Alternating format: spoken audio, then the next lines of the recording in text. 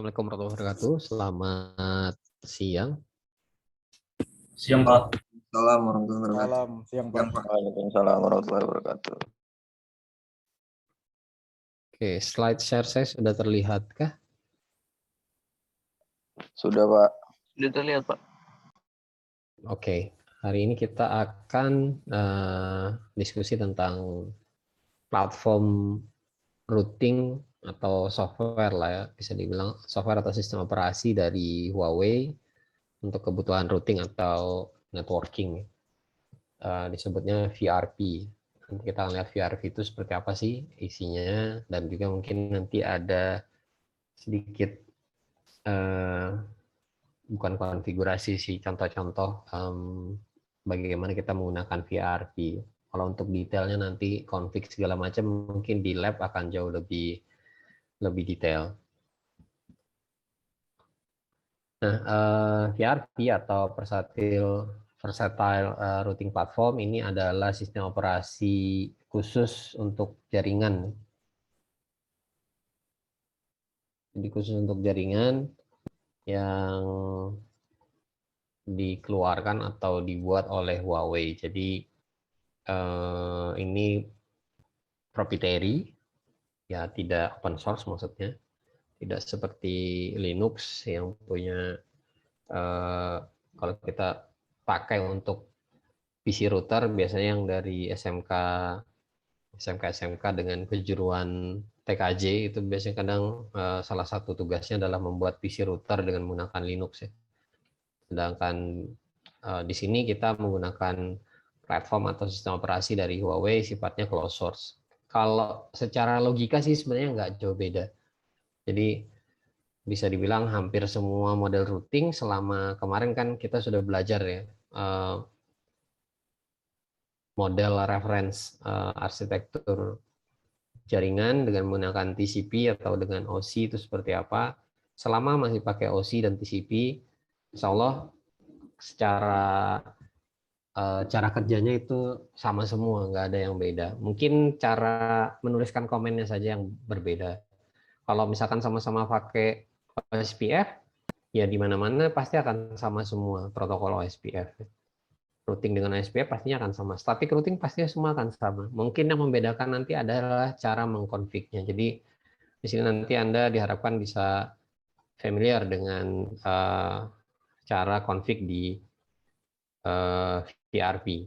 Mungkin yang sudah pernah pakai Cisco di NetAcad, di CCNA ya mirip-mirip lah seperti itu, nggak jauh beda.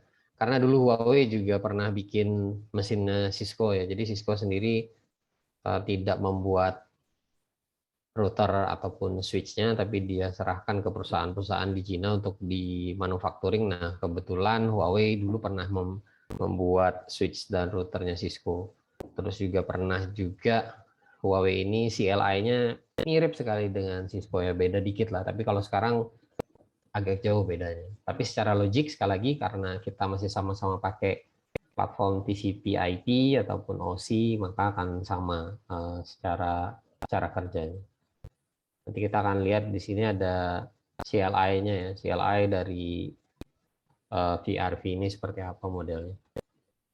Nah, diharapkan nanti setelah selesai di materi ini Anda akan paham seperti apa VRP basically, kemudian juga cara writing command di CLI-nya atau command prompt-nya seperti apa, dan juga beberapa perintah dasar mungkin yang sebaiknya sih Anda hafal ya. Pun kalau tidak hafal di awal-awal sih nggak masalah, tapi nanti kalau sudah Anda kerja atau Anda mulai serius di networking ya setidaknya Anda hafal beberapa komen dasar daripada harus buka manual book atau harus buka internet kan buang waktu. Jadi kalau Anda bisa lebih cepat, why not gitu. Kita lihat dulu VRV ini apa. Jadi VRV ini adalah OS ya tadi, sistem operasi khusus untuk network atau untuk jaringan. Ya kalau untuk jaringan berarti di dalamnya ada routing, ada switching, ya wireless juga termasuk, dan juga security. Ya begitu juga kalau Anda yang pernah belajar router Linux, Ya itu kan di dalamnya kita bisa isi macam-macam ya, bisa buat firewall juga, jadi buat firewall ya termasuk di security, buat kita masukin misalkan IDS, IPS. Nah kebetulan kalau di sini mungkin fokusnya untuk security nggak banyak di VRP ini, dipisah di platform security yang lain. Jadi Huawei juga punya produk khusus untuk security. Nah nanti kalau untuk belajar banyak tentang security di bagian itu, dan juga nanti ada mata kuliahnya sendiri. Ya di VRP ini fokusnya di 4 hal ini, dan security juga yang basically nggak jauh sampai IDS, IPS, dan yang lain-lain. Nah sekali lagi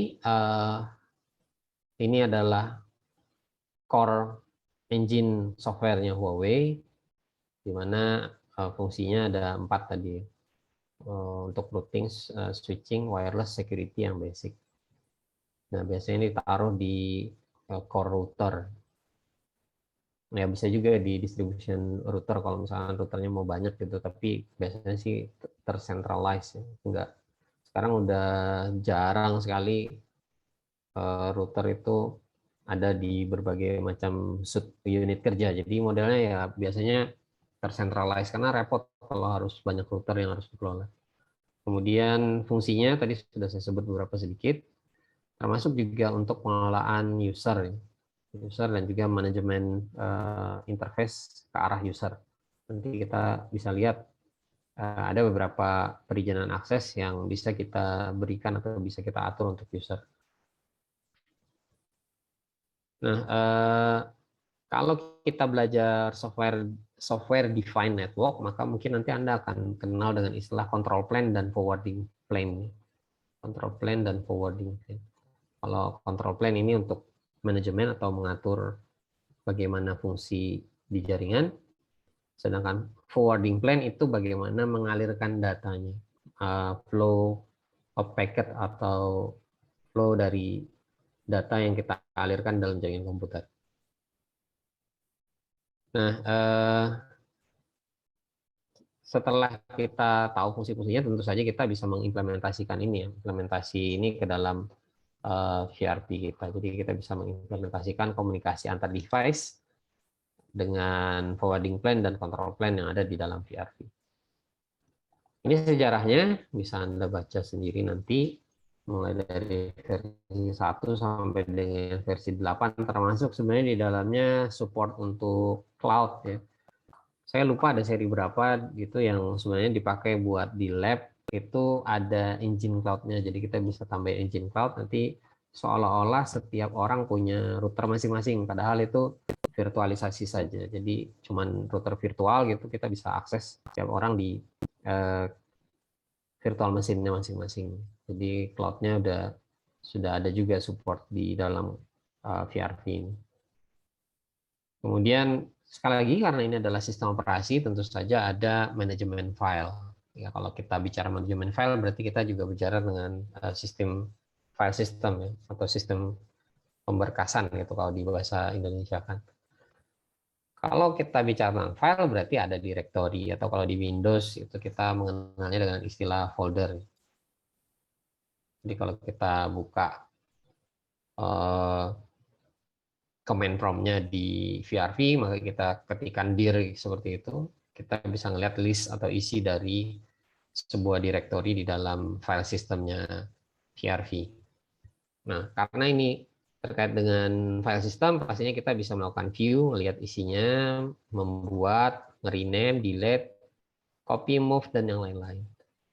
Jadi sama seperti Anda buka sistem operasi Windows, Anda masuk ke command prompt-nya, Anda mau ngelihat isi sebuah directory, kemudian mau mengcopy, merename, delete, memindahkan, dan fungsi-fungsi yang lainnya itu bisa kita lakukan. Fungsi file yang maksudnya di sini, fungsi pengelolaan file oleh sistem operasi. Nah, biasanya kalau di dalam sistem operasi khusus untuk router itu file system ini dipakai oleh network engineer atau netadmin ini untuk mengelola file-file konfigurasi atau file-file sistem dari VRV di sini. Jadi kalau kita mau ngopi, misalkan kita mau copy file konfigurasi kita backup ke dalam flash disk. Nah, kita perlu perintah ini, perintah copy. Atau kita mau membuat beberapa file backup-an gitu ya, buat backup 1, backup 2, backup 3. Nah, itu kan juga kita meng-create atau mau kita rubah namanya gitu. Ya, kita perlu operasi-operasi yang ada di sini.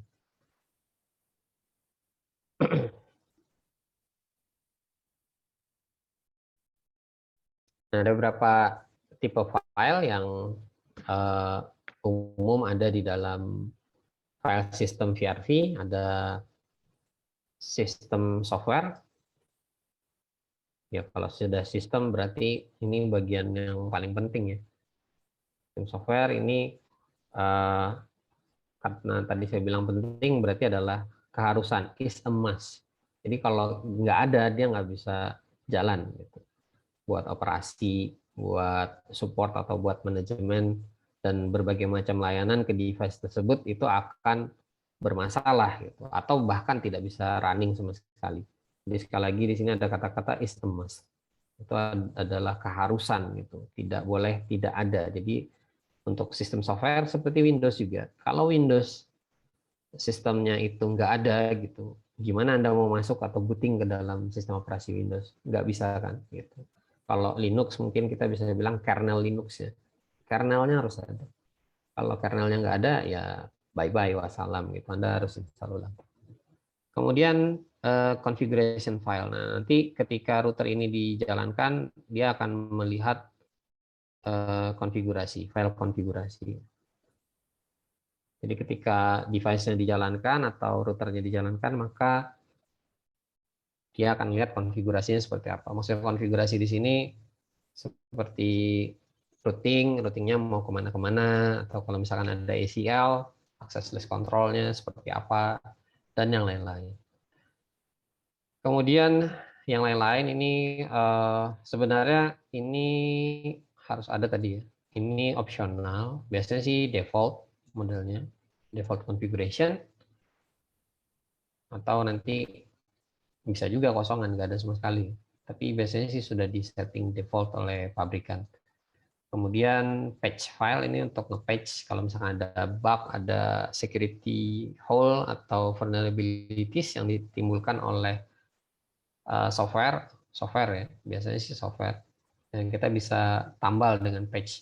Yang dua ini sebenarnya bisa dibilang optional. Walaupun penting tapi ya golongannya optional.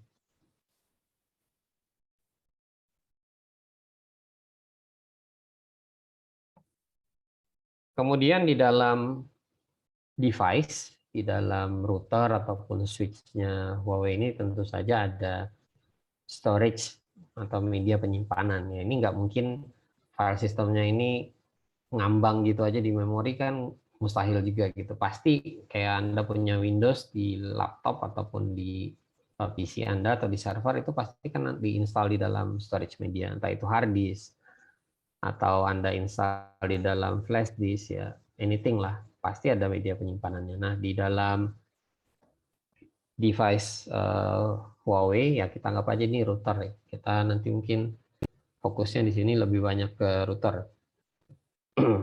Di dalam router ada beberapa model penyimpanan.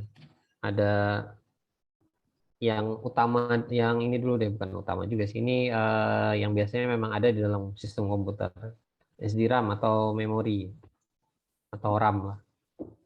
Ya, ini selalu ada. Di smartphone Anda pun juga ada ya, pasti ada RAM-nya gitu. Karena RAM ini yang digunakan oleh sistem komputer untuk menjalankan aplikasi yang sementara ini sedang berjalan ya. Seperti saya sedang Zoom meeting dan melakukan presentasi dengan PowerPoint pada Anda, ya pasti di dalam RAM saya akan ada Zoom meeting dan juga ada PowerPoint-nya gitu. Jadi running sementara. Nanti kalau sudah selesai ya dikembalikan, di delete dari RAM. Kalau ada yang harus di store di dalam hard disk ya dimasukkan lagi dalam hard disk. Jadi biasanya tahapannya ketika kita menjalankan sebuah aplikasi, anggap saja di sini mungkin aplikasi routing, routingnya nanti di load, dimasukkan ke dalam memori, baru kemudian kalau ada eksekusi tertentu di dalam operasinya maka akan dibantu, bukan dibantu tapi dieksekusi oleh CPU. Nah, kalau sesuatu ada yang di store sementara dia akan masuk ke dalam RAM.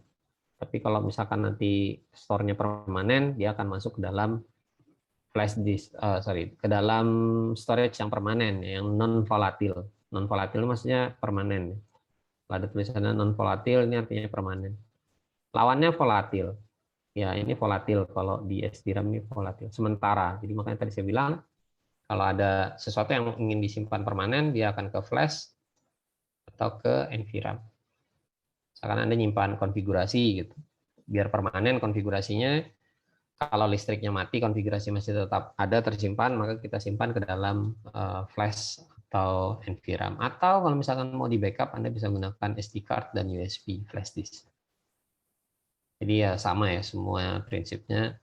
Karena ini juga sistem komputer, ya sebenarnya komputer yang khusus dipakai untuk aplikasi switching data atau routing, maka perlakuannya juga sama sebenarnya. Kalau ada yang sementara atau temporer itu jalannya di SDRAM atau di RAM ya.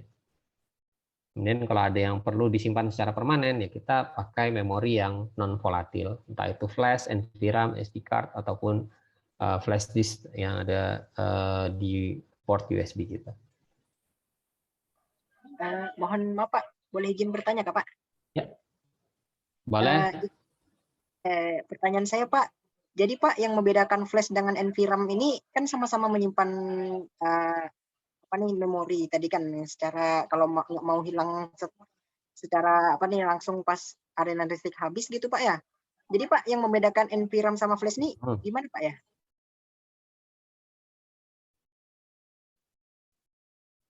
Hilang suaranya yang terakhir di tempat saya. Maksudnya beda flash dan NVRAM? Iya Pak, betul Pak. Oke.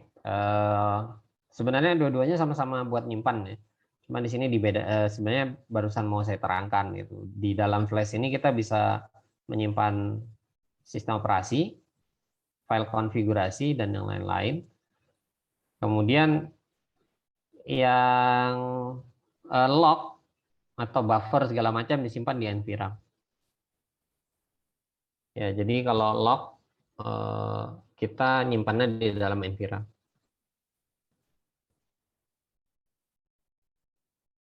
Paham ya? Jadi Ya, Pak. sebenarnya semuanya dipakai buat nyimpan, tapi yang disimpan di dalamnya beda-beda. Yang disimpan di dalamnya beda-beda. Gitu.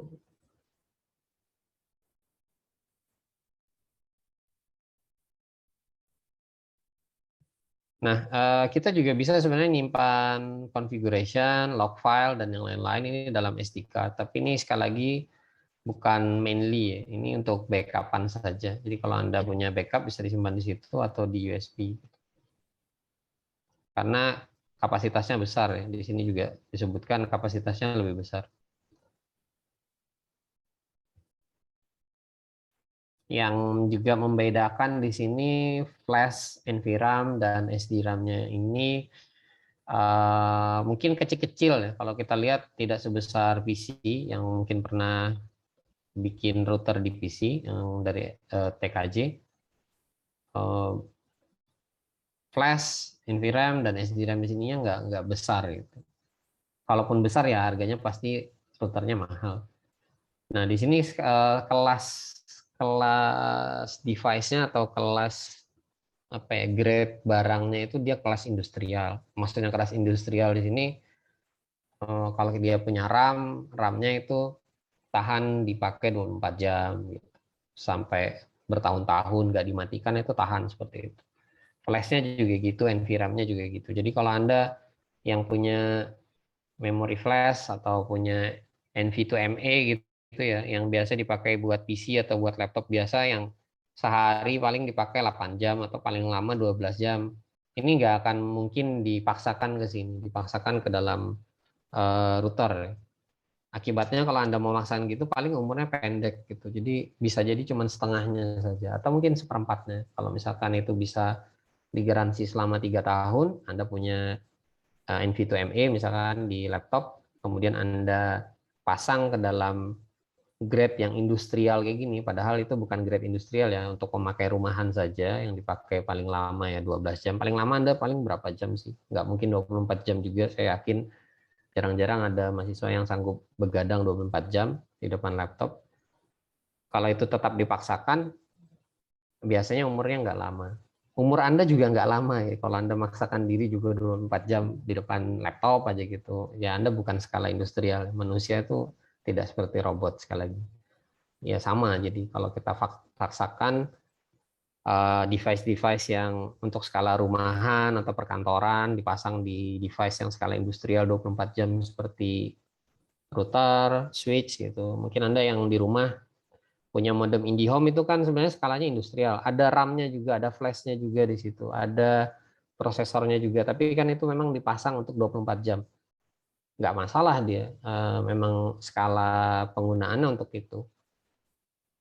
Dan umurnya panjang-panjang aja, bisa sampai 2 tahun, 3 tahun gitu. Begitu juga dengan ini, dengan device seperti router Huawei atau switch Huawei dan yang lain-lain ya, termasuk Cisco, Juniper, Mikrotik, itu juga skalanya skala industrial.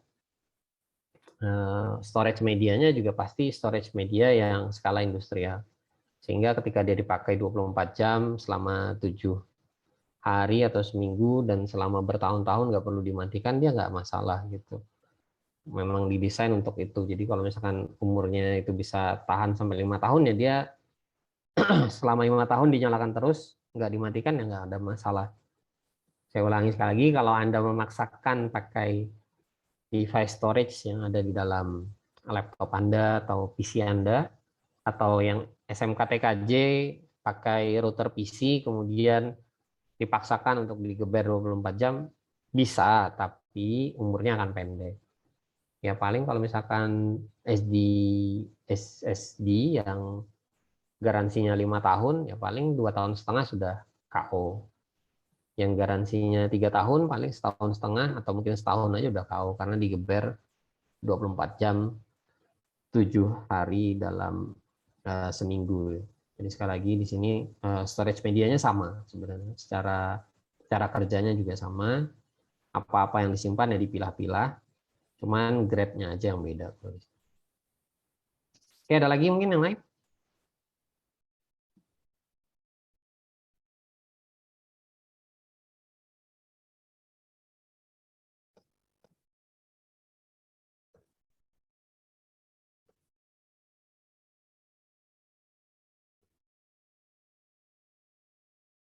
Kalau tidak ada, saya lanjut.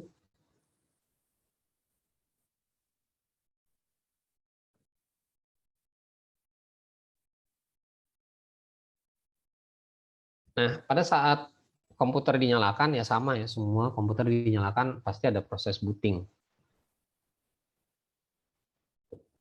Di device ini juga sama ya, di device VRP, router maupun switch, pasti ada bootnya juga.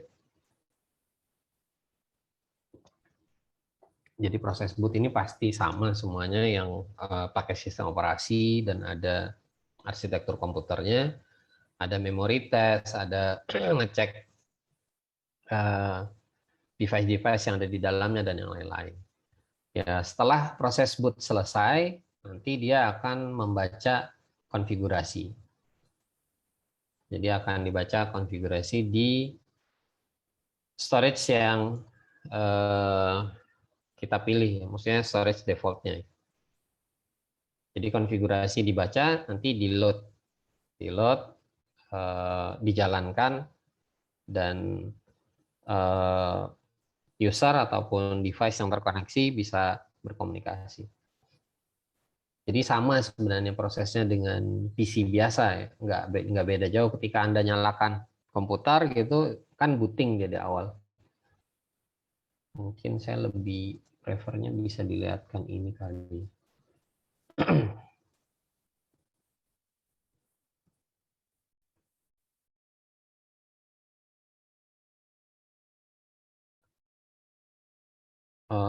Saya ambil contoh aja, mudah-mudahan ini bisa terlihat ya proses booting.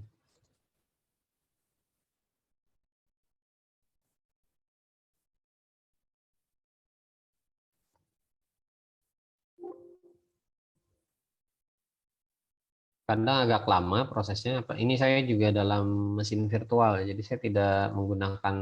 Nah ini booting sebenarnya. Kalau di device aslinya kita bisa lihat ya model bootingnya seperti apa. Jadi dia booting nanti setelah selesai booting kita bisa masuk ke command from-nya ini. Jadi nanti modelnya seperti ini. Modelnya CLI.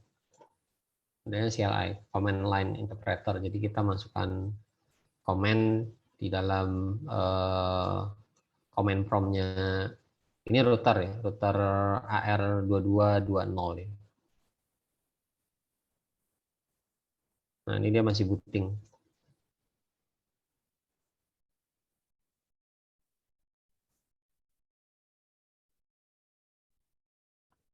Ya, ini sama ya. Tadi saya ngelotnya juga AR2200. 2220, sorry. Nah, tadi saya sebutkan ada CLI. CLI atau Command Line Interpreter. Ini yang menerjemahkan komen yang kita masukkan. Jadi kita bisa mengkonfig dengan menggunakan CLI atau kita mau konfig dengan web. Mungkin ada beberapa yang sudah pernah pegang Mikrotik di sini.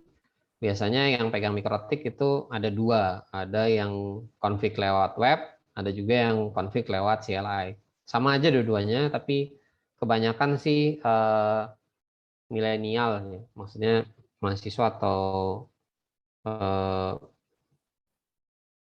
ya Anda lah, kaum Anda gitu. Angkatan Anda itu lebih suka yang GUI ya. Suka yang dilihat visual gitu. Walaupun kadang kalau di satu titik sebenarnya command line itu jauh lebih cepat ketimbang yang GUI. Tapi ya beberapa juga sudah mulai yang maksudnya yang sudah sering pakai CLI juga beberapa sudah mulai banyak juga yang menggunakan web ya. Jadi atau pakai GUI, istilahnya pakai GUI. Graphical User Interface. Bisa lewat web, bisa juga pakai aplikasi. Tapi kalau di sini dia pakai web. Kalau di Mikrotik kita bisa pilih GUI-nya mau pakai web atau mau pakai aplikasi. Jadi bisa pakai aplikasi, ada yang mobile, ada yang desktop, ada juga yang web. CLI-nya juga ada. Ya, CLI kita bisa lewat telnet, bisa lewat SSH,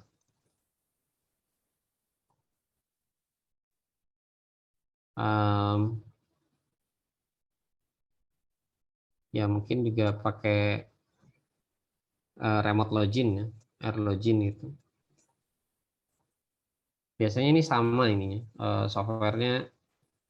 Sorry, ada satu lagi lewat terminal. Ya, ini maklumi aja, saya nulisnya pakai mouse, di tulisannya jelek. Nah, kalau ada yang punya putih, sebentar saya share screen dulu. Nah, kita bisa connect dengan menggunakan ini ya. Ini CLI. Kalau kita mau pakai CLI, bisa pakai SSH, Airlogin, Telnet, serial. Tapi kalau di VRP ini setahu saya yang disupport Telnet, SSH, dan serial. Jadi kita mau connect pakai serial, lewat kabel serial, atau kita mau remote login pakai SSH, ini secure. Untuk Telnet ini nggak secure. Jadi saya tidak menyarankan Anda connect pakai Telnet. Sedangkan serial sendiri sebenarnya tidak secure, tapi serial ini kita harus menghadapi langsung device-nya. Kita nggak bisa remote yang serial ini. Ya kita harus di depan device-nya, kita colokkan kabel, baru kita connect pakai serial. Jadi kalau ditanya, Pak, rekom yang mana? Saya rekom selalu menggunakan SSH. Karena ini yang secure. Kalau pakai GUI, web ini ada dua. Ada HTTP aja, ada HTTPS ya. Ada yang pakai S. Nah, kalau terpaksanya Anda harus pakai web, maka saya rekomen yang pakai S. Itu. Nah, yang apps, biasanya apps ini udah ada security-nya sendiri. Kalau masih bisa pakai apps, ya lebih baik pakai apps.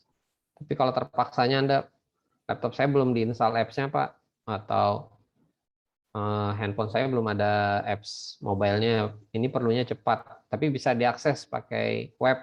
Ya, kalau Anda harus pakai web aksesnya, maka Anda pilih yang ada S-nya.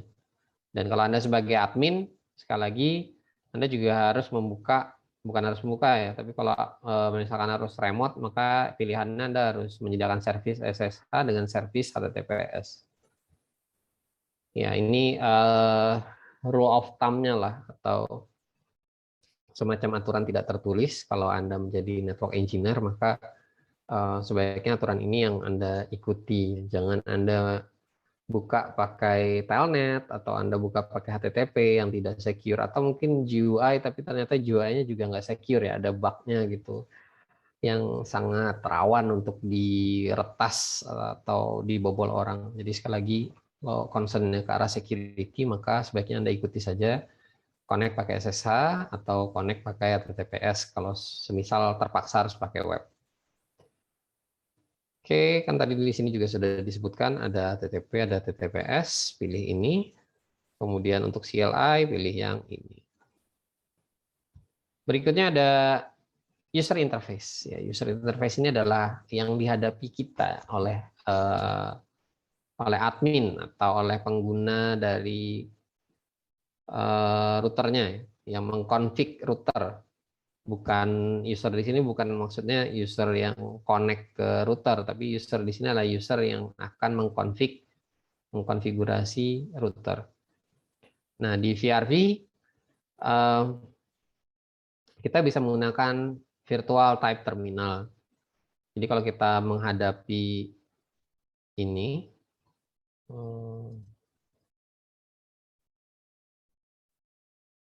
ya ini yang kita hadapi sebenarnya adalah VTY. Yang kita hadapi ini adalah VTY sebenarnya.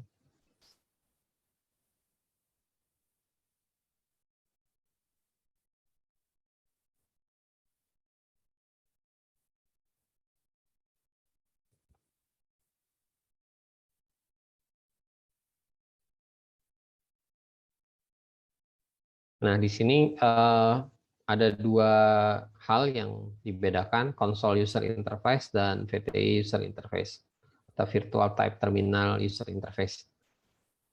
Untuk konsol, ini kita connect pakai serial port. Yang tadi di depan tadi, kalau kita connect pakai terminal, atau mana ya tadi saya matikan kayaknya putihnya saya. Putih. Nah, kalau kita connect pakai serial di sini, ya, maka kita akan menghadapi konsol user interface. Kita bisa gunakan serial port yang ada di device kita, entah itu router atau switch. Ya, kalau di sini kita tadi defaultnya router ya, defaultnya masih router. Kemudian virtual type terminal, ya virtual type terminal ini kalau kita connect pakai telnet atau S-telnet atau SSH. Jadi kalau kita connect pakai SSH, ya di sini kita connect bisa pakai SSH. Nanti kita berhadapan dengan virtual type terminal. Nanti wujudnya ya sama aja. Telnet ya sama wujudnya, SSH ya sama. Cuma nanti di depan proses autentikasinya yang agak beda antara telnet dan SSH. Pasti ditanya username dan password ya, atau user login dan password. Cuma bedanya untuk telnet ini tidak di-encrypt, tapi dia diautentikasi saja. Kalau SSH selain dia diautentikasi, dia juga di-encrypt. Jadi jaring jalur yang digunakan untuk berkomunikasi dengan router kita atau dengan switch kita itu akan di-encrypt. Sehingga username dan password itu juga ter-encrypt. Jadi tidak akan, bukan tidak bisa sniffing ya, tapi masih bisa, tapi ketika didapatkan filenya atau datanya gitu, bentuknya sudah diacak, sudah di-encrypt, jadi jauh lebih secure. Berikutnya user level, ini tadi sudah saya sampaikan di depan.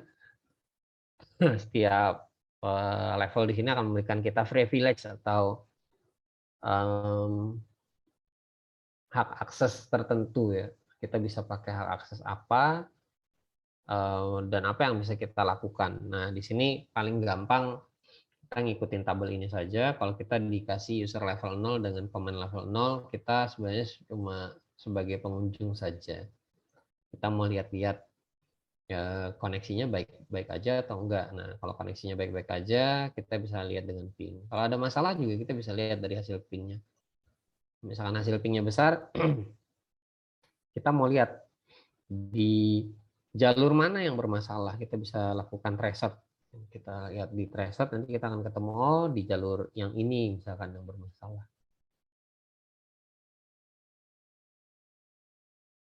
Nah, kita juga bisa mendisplay beberapa komen di dalam user level 0 dan command level 0 ini. Kemudian naik ke atas ada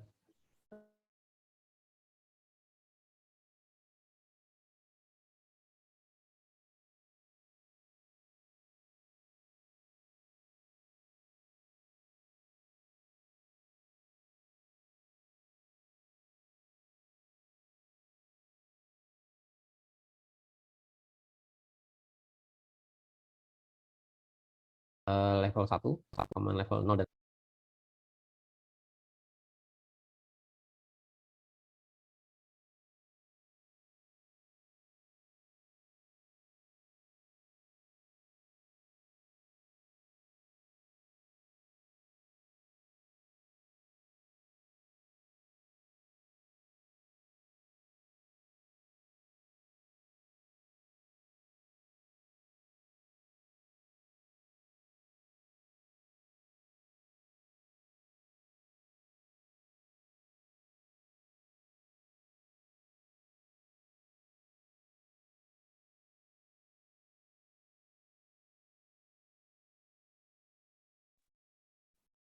Oke, jadi level yang di atas ini pasti bisa mengakomodir atau memiliki privilege level yang di bawahnya. Jadi kita naik ke monitoring level, ini bisa digunakan untuk komen-komen yang arahnya ke maintenance, termasuk mendisplay komen. Termasuk display comment, sorry. Kita bisa display IP misalkan, kita mau display interface ya, this interface atau this comment apa. Kemudian untuk konfigurasi, ini kita harus berada di user level 2. Ya, kita bisa mulai mengkonfig. Kalau kita tadi mau mengkonfigurasi IP address gitu ya, kita harus berada di user level 2 ini. Jadi kita mau ngasih IP address di interface tertentu, ya kita harus berada di user level 2. Nah, ini tadi IP. Misalkan kita mengkonfig IP address, maka kita pakai configuration level. Kemudian yang paling atas ada management level. Ini kita bisa melakukan operasi dasar untuk mensupport services ataupun layanan-layanan apa saja yang mau kita sediakan di router kita, termasuk juga file system, atau kita mau mengaktifkan FTP atau TFTP, Trivia File Transfer Protocol, kemudian untuk mengatur user dan yang lain-lain. Jadi kalau untuk level yang paling atas, kita bisa pakai manajemen level. Nah, untuk login ke web sistemnya, kita bisa connect dengan menggunakan, ya ini sekali lagi, tadi kan ada HTTP ya, tapi di sini pakainya HTTPS. Ya karena memang kalau kita mau concern ke keamanan, harusnya kita pakainya HTTPS. Nanti kita username dan passwordnya kita login di sini, nanti akan muncul konfigurasi interface konfigurasi dalam bentuk web. Jadi connect-nya pakai browser ya di sini. Nah, untuk CLI sendiri kita bisa connect pakai kabel COM atau kabel konsol istilah lainnya. Atau ada yang bilang kabel, saya lupa, kabel RS seri berapa gitu. Ya, kita bisa connect pakai, ada yang bilang kabel COM gitu ya, bisa juga bilang kabel COM. Connect, nanti kita bisa konfigurasi lewat tadi ya, putih tadi. Lewat, oh putihnya sudah saya close lagi. Lewat serial. Walaupun di sini namanya console port, tapi kita connect-nya namanya serial. Nah, ini ada tulisannya pakai putih. Nama aplikasinya putih. Ya, ini tadi udah dilihat. Speednya dia minta 9.600 baud rate istilah lainnya. Kemudian ini pakai SSH. Kalau SSH kita bisa connect pakai kabel LAN, kabel jaringan atau kabel UTP. Jadi kita bisa connect selama IP-nya bisa di-ping dari laptop kita dan port SSH-nya tidak di close atau line SSH ini tidak diblok oleh firewall yang ada di depan kita atau gateway yang ada di depan kita, harusnya bisa connect. Selama IP-nya masih bisa dijangkau oleh PC kita atau laptop kita. Jadi connect-nya pakai IP address ya di sini. Modelnya ini tadi sudah Anda lihat ya, CLI-nya. Kemudian command structure-nya seperti di Windows juga, kalau Anda buka command prompt, ada nama komennya apa, kemudian ada parameternya. Jadi ada komennya apa, mungkin lebih sederhana saya di Windows dulu kali ya. Nah, seperti ini.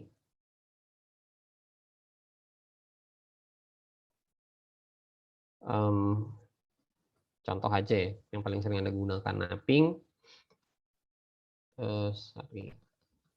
Ini kan parameter paling sederhana ya, ping, atau kalau kita mau dilihat gini aja deh. Ini juga parameter sebenarnya, garis miring, tanda tanya. Ya. Nah, ini kan dikasih tahu. Penggunaannya ada panggil komennya, kemudian ini adalah parameternya. Parameter yang kita masukkan. Misalkan kita mau ngeping hostnya ini, kemudian kita mau kasih size-nya 1 byte. Sorry. Jadi dikasih parameter 1 byte. Modelnya seperti ini. Kok nggak mau?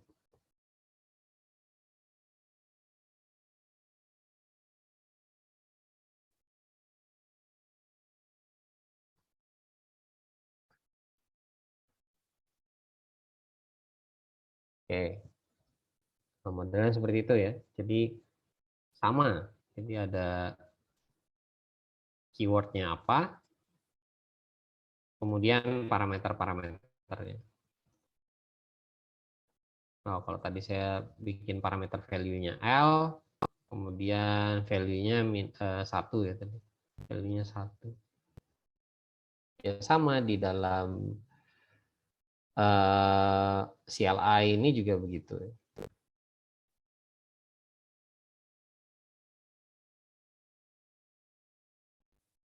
Ini contoh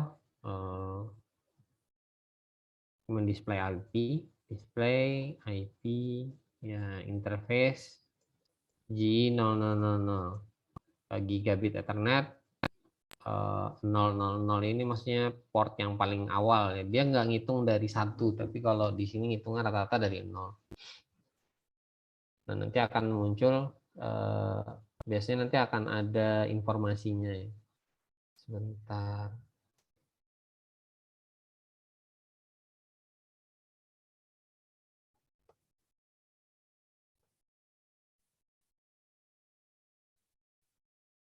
Kita lihat aja, kita coba. Harusnya sih ini ada gigabit Ethernetnya.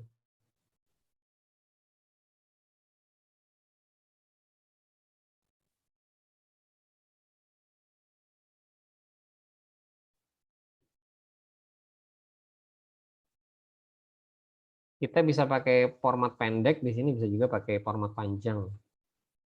Display.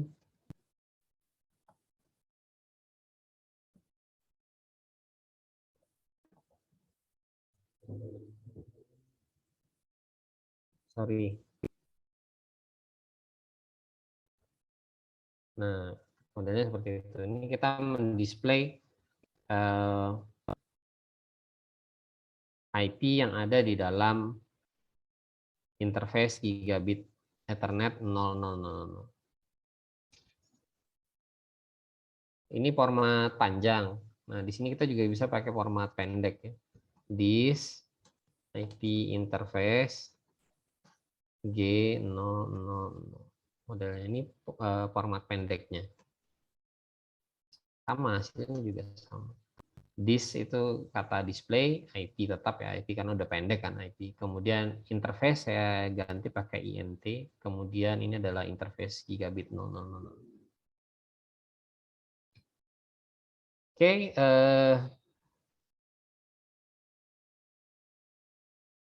di dalam VRV ini dia punya struktur komen atau struktur sintak atau perintah gitu.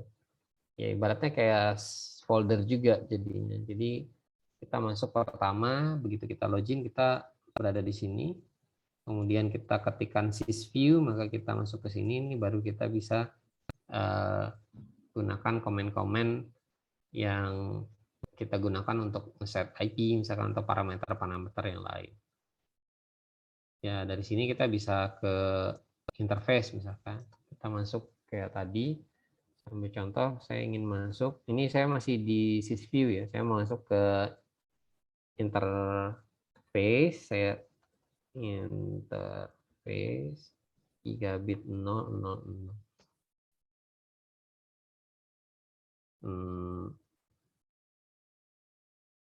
Kok nggak mau?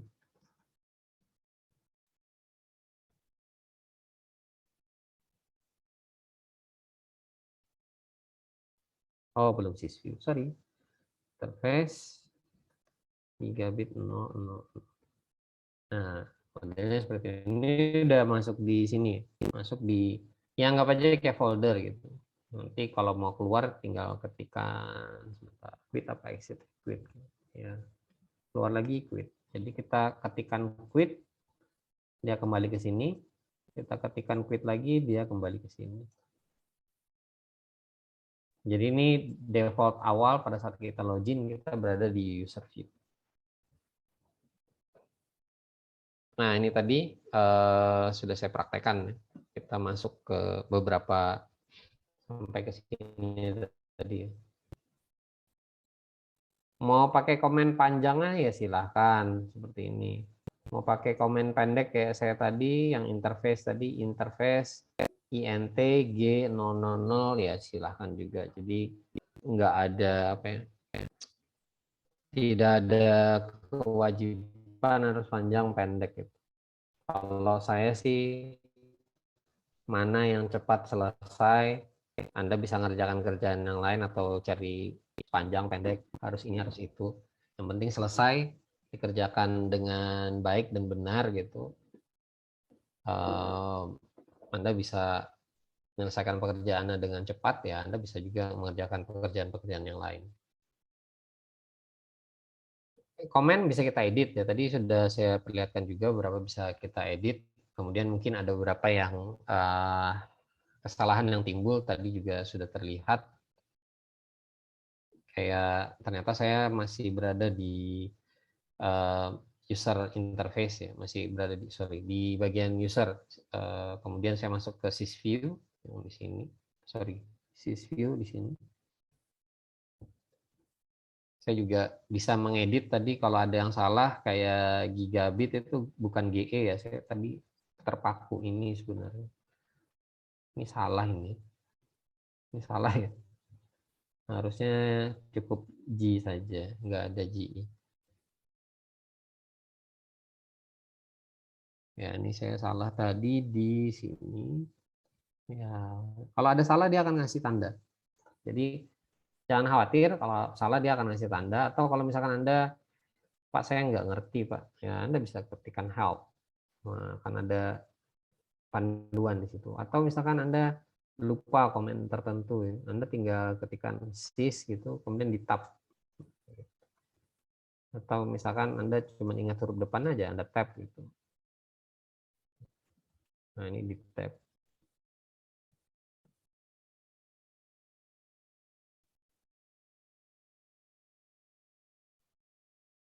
Jadi jangan khawatir salah, Anda juga bisa pakai perintah undo. Jadi kalau misalkan Anda salah ngasih IP, tinggal di undo, diperbaiki habis itu. Nah, ini diperlihatkan kesalahan-kesalahannya ada semacam ini. Ini tadi juga sudah. Kalau Anda mau pakai complete comment, bisa tekan tab. Ya. Atau kalau misalkan di sini Anda sudah tekan tab di sini, nanti Anda ketikkan log, Anda tekan tab, Anda tekan tab lagi di sini akan muncul yang lain-lainnya. Tab, tab, tab gitu. Jadi selain help, tab juga Anda bisa pakai untuk melihat match keyword atau match comment yang ada di dalam VRP ini. Ini tadi sudah help, Anda bisa ketikkan help, Anda bisa ketikkan tanda tanya, atau kalau misalkan Anda bingung, Anda perlu sebagian saja, Anda bisa ketikkan seperti ini. Di Windows tadi juga sama ya, di Windows tadi pakai tanda tanya seperti ini.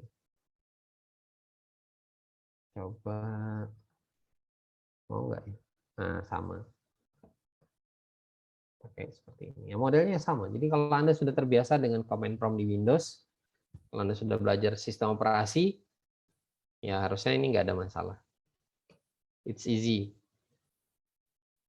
Undo, ya ini tadi misalkan undo kita salah ya, salah ngasih nama misalkan namanya salah. Ini contoh saja. Sysname R2 padahal ini R1. Salah misalkan. Kita undo saja. Undo sysname. Nah, dia balik lagi. Jadi kalau kita salah ngasih IP, interface IP apa gitu ya. Interface 3000, misalkan kita kasih IP address 192.168.1.1. Sebentar, kita pakai format CIDRJ. Ini ternyata salah Pak. Saya mau ngasih bisa digitukan, kita kasih lagi. Sorry, 0.124.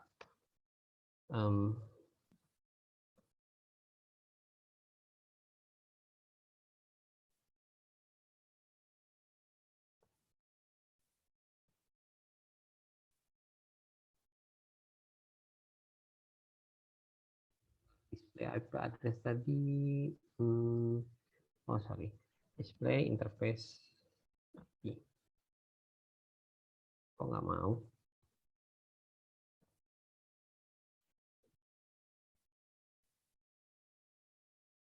Oke, sudah masuk belumnya IP? Oke, ini sudah up langsung ya. Jadi begitu kita kasih IP address, biasanya nah ini udah masuk IP addressnya. Biasanya langsung up. Kalau di Cisco mungkin kita harus nge-up-kan manual. Seingat saya sih masih up-nya manual. Jadi begitu kita habis ngasih IP address itu harus dipanggil up manual. Yang pernah pegang Cisco mungkin bisa nyampaikan ke saya ya. Saya udah lama juga nggak mainan Cisco. Oke, jadi jangan khawatir kalau ada salah tinggal di undo saja. Ini perintah-perintah yang lain Anda bisa membaca. Sebenarnya perintahnya mirip saja dengan berbagai macam sistem operasi yang ada ya, baik itu Windows maupun Linux. atau yang pakai command prompt di Mac itu nggak beda jauh sih. Kemudian untuk file system, jadi selain command untuk perintah konfigurasi, kita juga harus tahu command untuk file system. Sama, sekali lagi sama dengan di sebentar saya. Nah, sama dengan di sini ya, kalau kita ketikkan dir ini kebanyakan deh, saya coba pindah aja.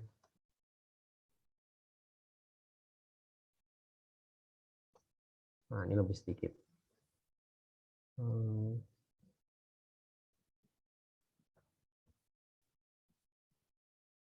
Ya, kalau ini saya bikin perintah make dir, make directory, nama direktorinya adalah temporary. Ini saya sudah masuk ke dalam directory temporary, masih kosong, nggak ada apa-apa isinya di dalamnya. Ya sama di dalam VRV juga gitu. Kita kalau mau bikin directory modelnya seperti ini. Nanti kita masuk ke dalam directory pakainya ini dir. Kalau kita mau nge-view sekarang kita berada di directory yang mana, kita bisa pakai pwd. Ini aja.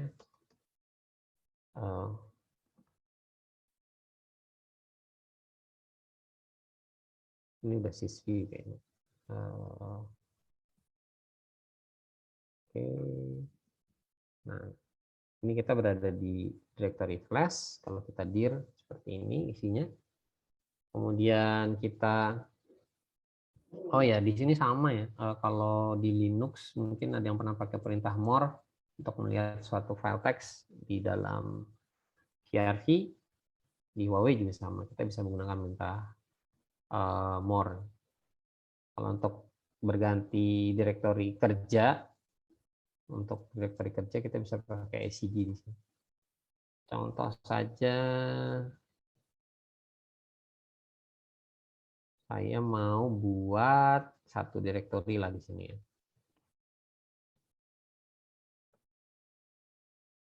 Salah nih, jangan-jangan mkdir juga. Nah, ternyata ini salah. Salah ya guys. Mkdir, make directory, sama berarti sintaknya. Saya kira ada update. Nah, kita lihat, tadi kan belum ada ya. Aduh. Tadi kan belum ada nih. Kita lihat direktori ini ada tanda D-nya di sini. D di situ. Direktorinya cuma satu, tadinya cuma ada DHCP. Nah, ini sekarang kita sudah buat satu direktori temp di dalam flash memory, maka kita dapat di sini satu buah direktori baru. Nah, ini kita bisa ke situ. Change directory sebentar. Temp. Nah, kita sudah masuk di directory temp ya. Ini juga salah berarti. Ini CD saja. Change directory CD, bukan ACD. Untuk mendelete pakai remove directory, mengcopy file pakai copy, move pakai move. Saya kadang saya suka pakai perintah yang lebih pendek ya, MV gitu. Ada yang mau, ada yang enggak sih. Kalau copy biasanya saya pakainya CP. Rename ini ren kadang. Delete del. Ya, ini belum dicoba sih. Biasanya kadang saya kalau ada yang lebih pendek saya pakai yang pendek. Ngapain habisin waktu pakai yang panjang-panjang, yang pendek ya hasilnya juga sama. Sepanjang kita mengerti, ketika kita menuliskan komen-komen ini sebaiknya kita sambil apa ya? Kalau dalam hati ya silahkan dalam hati, kalau mau diucapkan ya silahkan untuk latihan saja. Misalkan kita waktu ngetik remove directory ya kita lafalkan saja di sini. Misalkan saya mau change directory, mau nggak ya? Saya gini kan, oh nggak mau. Oke, saya lihat dulu. Sekarang ada di sini. Nah, misalkan saya mau remove directory temporary, saya bilang remove directory. temporary. Yes. Cek dengan dir, sudah hilang. Jadi ada baiknya ketika kita ngedit atau mengkonfig di sini kita sambil kalau mau latihan gitu sambil dilafalkan baik dalam hati maupun dengan lisannya gitu. Misalkan saya mau ganti IP address gitu. Jadi misalkan IP address 192.168 bla bla bla bla dan seterusnya. Nah, itu akan melatih ingatan kita sebenarnya dan juga lama-lama kita akan hafal komen-komen yang ada. Oke, basic configuration yang lain Anda bisa praktekkan nanti. Ini juga command privilege level ini juga nanti di praktikum ada. Case analysis.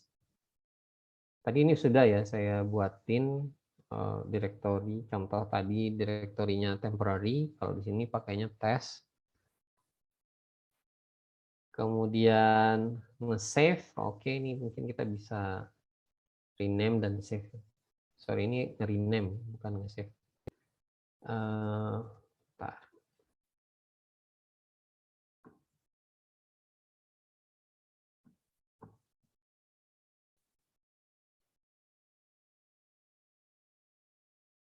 Ini mana filenya? Kalau nggak ada file teksnya, mau nggak ya buat file gitu? Kayaknya sih nggak bisa.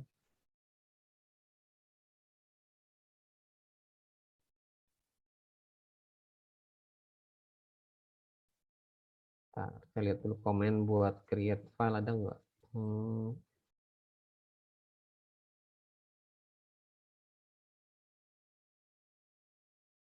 Nggak ada di sini.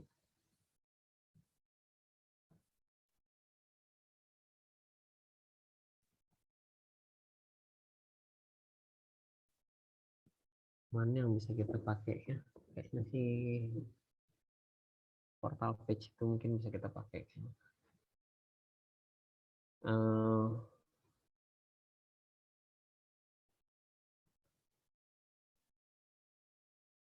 Oh nggak mau.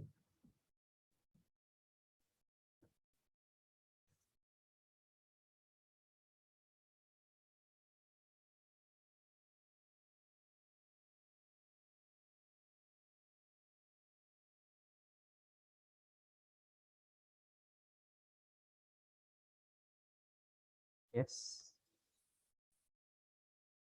Oke. Hadir. Nah, kita sudah punya file baru namanya portal.txt. Ini misalkan mau kita rename, kita mau ngikutin yang case nomor 2 ini sebenarnya. Saya mau rename. Coba rename portal.txt ke save.zip. Yes. Coba kita lihat sekarang sudah ke-rename atau belum. Udah ke-rename ya. Nggak ada lagi. Portal.txt-nya udah hilang. Sekarang jadi save.zip. Nah, kita bikin aja directory temporary. Kemudian kita mau move. Ya, yang ini ya. Saya mau lanjut di sini. Move ini tadi. Tapi dia ke DHCP, saya nggak ke DHCP, saya move ke temporary saja. Move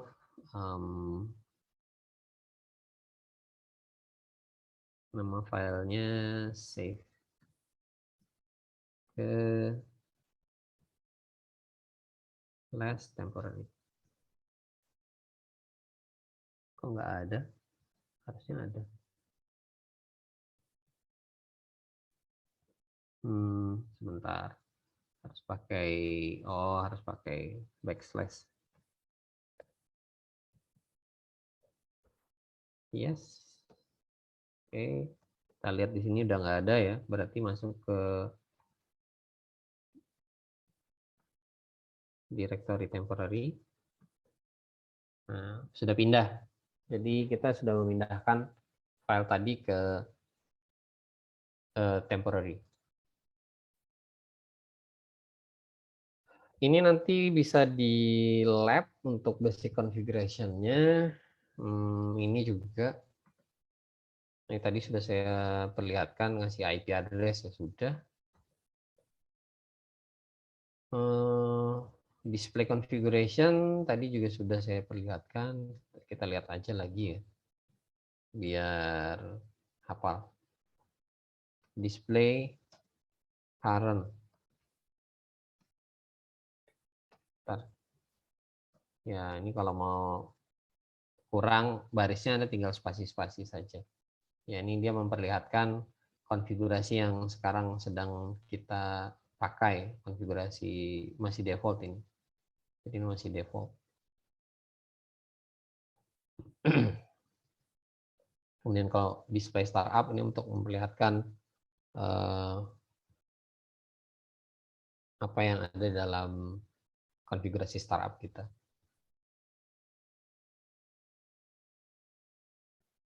Oke, ini di VRV versi 5 masih sampai sini saja. Kalau kita sudah di versi yang ke-8 ada ini.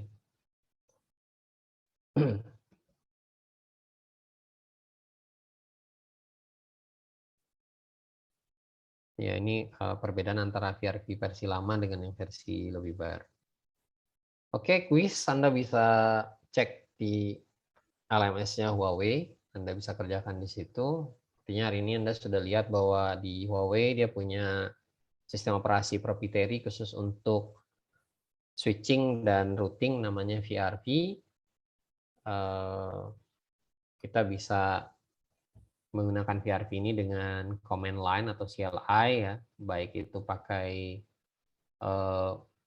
konsol atau pakai serial atau mau pakai SSH. Sekali lagi pakai yang secure kayak SSH. Kalau misalkan terpaksanya harus pakai web, Anda connect pakai HTTPS. Komen-komennya tadi juga sudah Anda lihat.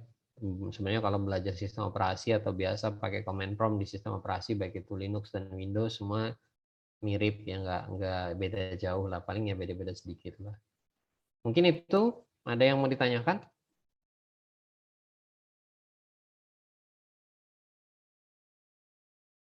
Ada yang mau nanya mungkin?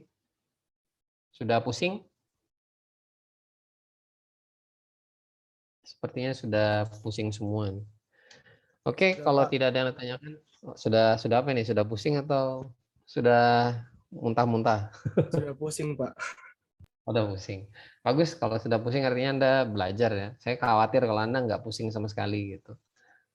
Nanti lebih detail dan segala macam, saya rasa di praktek ya akan lebih menyenangkan. Kalau tadi Anda cuma ngeliat demo workshopnya mungkin agak-agak susah diikuti atau terlalu cepat atau mungkin tulisannya terlampau kecil atau ya resolusinya jelek ya, mungkin karena masalah di koneksi saya atau mungkin masalah di koneksi Anda, nggak ada yang tahu.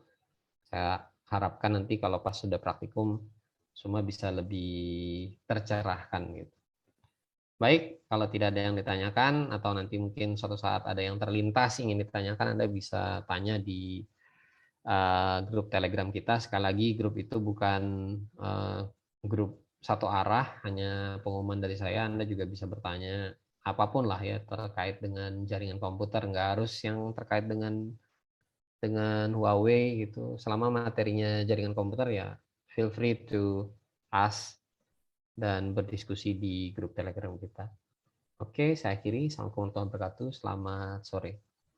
Waalaikumsalam warahmatullahi Waalaikumsalam warahmatullahi wabarakatuh. Waalaikumsalam warahmatullahi wabarakatuh.